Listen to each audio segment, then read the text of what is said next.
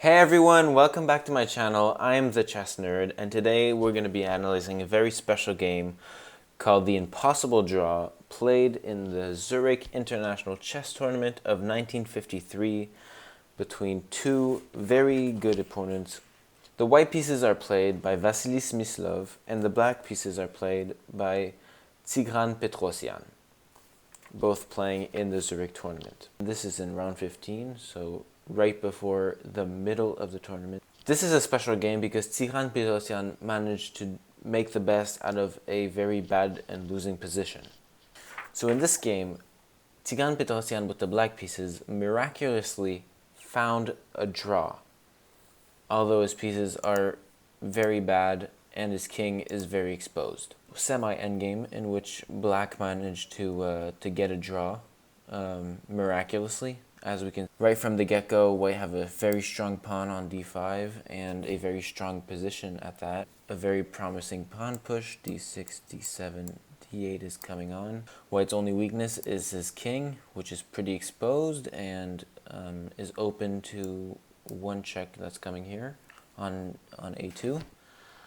So yeah, white has a very nice position here, but somehow Tigran Petrosian drew this position, and it's quite fascinating, and I just wanted to share that. To give a little context to the game, back here, so we come from an identical position on move 30, in which white had a pawn on d4 here, and since move 30 has found diverse ways of giving check all over to the black king, whether it's with a modified position, or played a queen a8, or yeah, even played queen d5 check.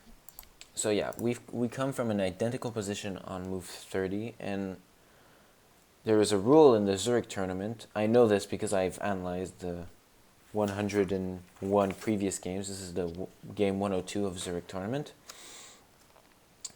After move 41 each game, the game gets adjourned, which means that game is paused and play will resume the next day in the morning. So the grandmasters, the opponents playing in the game, will have time to analyze that said game that is paused all night till morning comes and resume the game.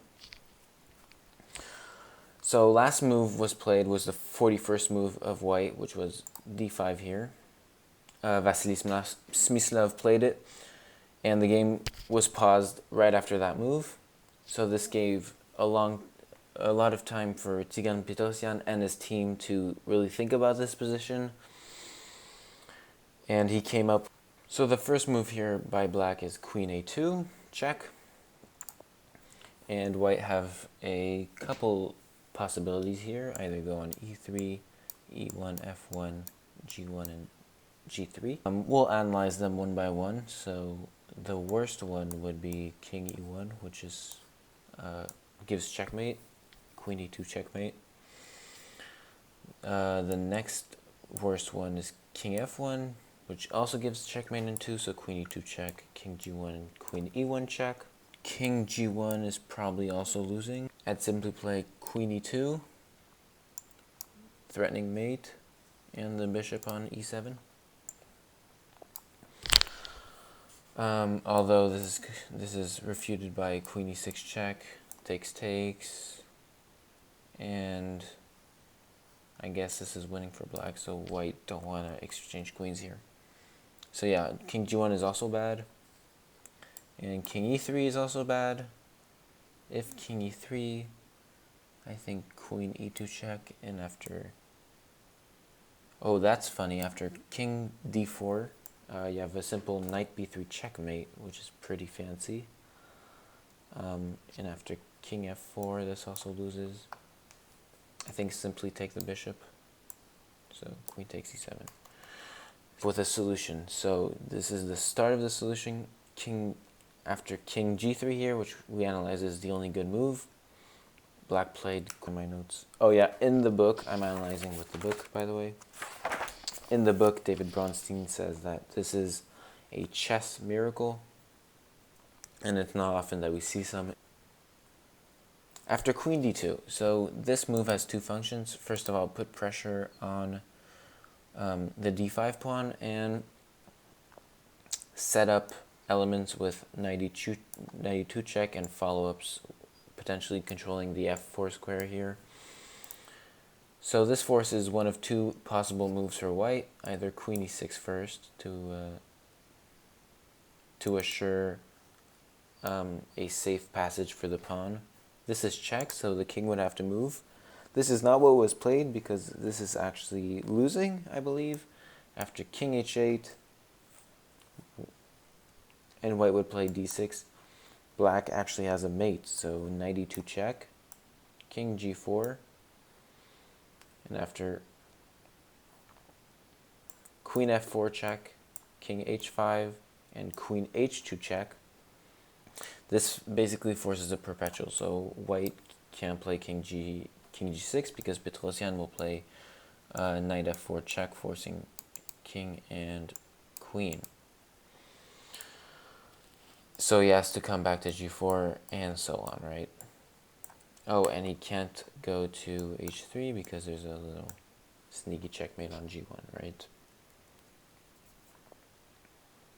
So queen e6 is a bad idea. Queen e6 check. So Vasily Smyslov plays d6 instead, which is the good move. And now white play queen e1 check. And after king g4, knight d3, and queen d5 check. So before we get into queen e5, there's a possibility to play e7 here, d7, pardon.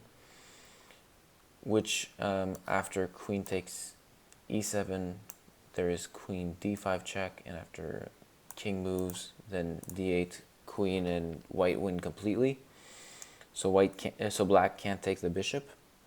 After d7,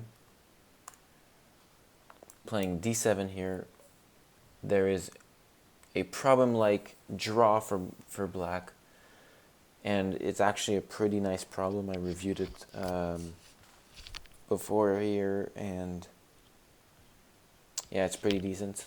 So black can play h5 check,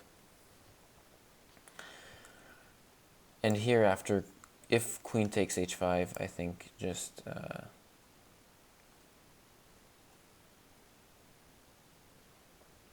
queen e6 check and queen f5, and then queen takes e7. That wins for black. So he can't take with the queen, so instead king takes h5. And after this, Bronstein notes queen takes e7, queen d5. This is crazy. King h7, purposely letting white queen on d8. And now he has knight f4, which saves the day. Here, after king moves on g4, black just plays knight takes d5, and that protects the queen, which is miraculous in some way. And if he is patient here and he tries queen e4 check, then queen takes e4, f takes e4, and white actually loses here with knight e6. And the pawn can't queen. So d7 doesn't work, so white played queen d5 check. And after king h7 by Petrosian, white played d7 here. And now comes a move of rare beauty, as Bronstein describes in the book. Black plays queen e5. By the way, this was all planned. Petrosian reviewed this the day before. So this at the time, I say at the time because it doesn't work, but this move at the time fooled everyone in the room, from spectators to grandmasters to the other participants in the tournament. Everyone believed, and even months after this tournament and this game, everyone believed that this was a miracle move, that this drew on the spot, and Petrosian was a genius, right? So why they thought that this is a genius move? Obviously, white can't take. If queen takes e5, then knight takes e5 check, and he takes the pawn on d7, and black wins because of this monstrous a7 pawn. White can't queen because there is a sneaky little mate in 2. Wait, just let me find it. Yeah, it's a knight f2 check, king h4, and then queen takes h2 checkmate. So queening is not an option. And so, because of those two variations, Smyslov, we can say freaked out because he didn't find the best move of the position, which is usually the grandmaster's job. He played queen takes d3 check, and this is basically very drawn after black takes back and queen and Smyslov queens on d8. This is a clinical draw. I mean, this is the actual game, by the way. This was the final position of the game after Smyslov queened here. The game was agreed upon on a draw. If black attempt to win, so let's say queen e2, white would defend with king h3, defending the g2 pawn, and after d2, queen d7, and black aren't in time, even though they also have a double queen in this variation. White just get the easy draw, right? So by going back and forth on f5 and f8. So this is a draw achieved. So basically mission succeeded. It's only months after that in this position, a Swedish amateur proved that this is still winning for white. But back then in 1953, they did not have computers to verify each and every move like we do today. So a Swedish amateur, looking back on the game, finds queen d6. And this is said to be... So yeah, nothing here basically works for black. Our typical variation that we thought with knight f2 and queen takes h2 checkmate does not work because of the queen on d6 lying there.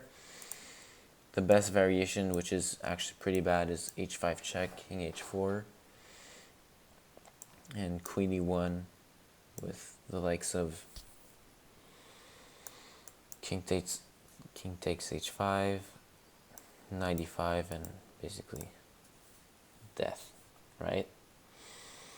So yeah, after queen g6, white are completely winning, which Smyslov overlooked in this game, thus leading him to play queen takes d3, and the final position became so. So this is the impossible draw. I hope you enjoyed the video, and see you next time.